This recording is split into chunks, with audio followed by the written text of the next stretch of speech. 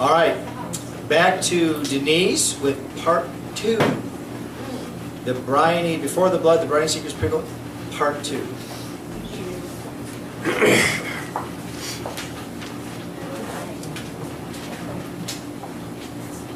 A startling perk to nesting in celibates was the privilege of belonging.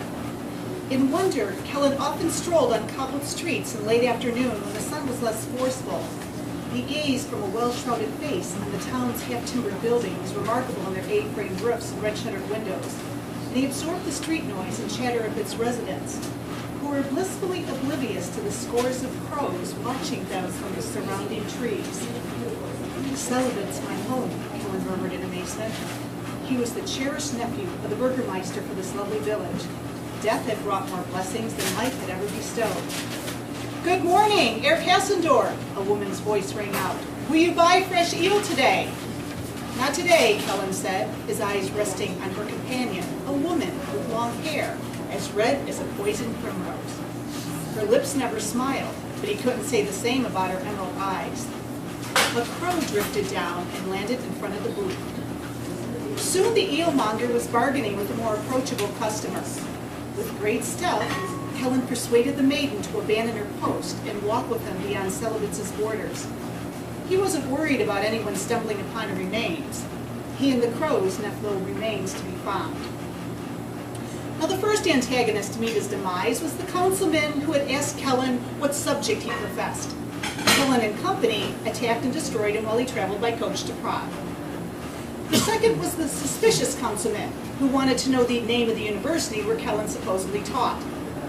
This was a more carefully planned killing, staged as if the man had died in his sleep.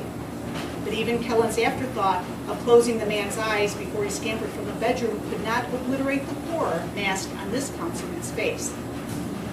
The third was the smug middle-aged councilman who wanted to know if Kellen would be returning to the university. Now this one was attacked by a wild beast while he was hunting in the woods, or so the townspeople thought. But their attention was quickly diverted from the tragedies as a more serious concern had replaced it, an infestation of crows. They chased away the songbirds, assaulted the livestock, and gobbled up any fall eggs in sight. Only a few crows fell to the muskets.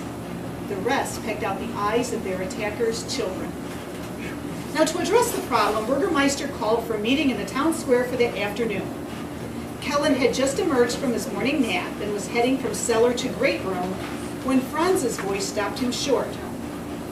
"Burgermeister," Franz said, "I wrote to a friend who teaches at the University of Prague. He said no professor by the name of Willikin Kassendorf ever taught there." Kellen ducked behind the door leading into the main room and flattened his ear against the wall.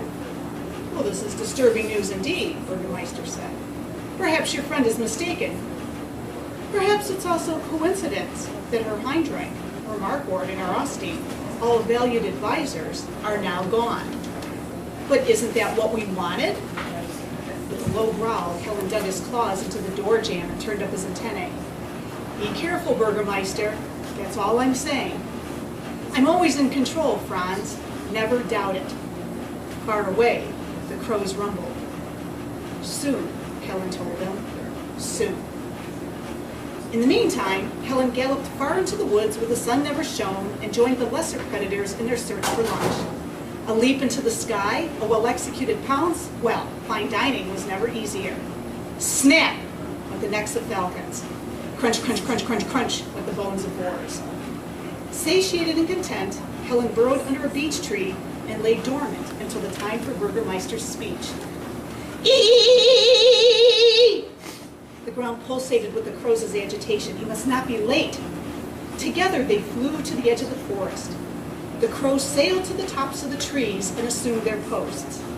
Kellen walked to the ground and stared across the city, past the dusty roads of the outskirts, beyond the homes and shops, and straight to the town square where Burgermeister was addressing the crowds. Beside him, straight and proud, stood Franz. "Ha, ha, ha." Burgermeister felt Kellen stare. He gazed across the multitude, shading his eyes and straining to see, even as his heart strained to beat against the squeezing in his chest. After he collapsed, and a frantic Franz shouted for help, and the panicking crowd surrounded their leader, a cloud of dust floated over their heads and over to the villa and slipped through the glass, where it congealed and helped itself to the contents hidden within Burgermeister's safe. The crows took care of the rest. Thank you.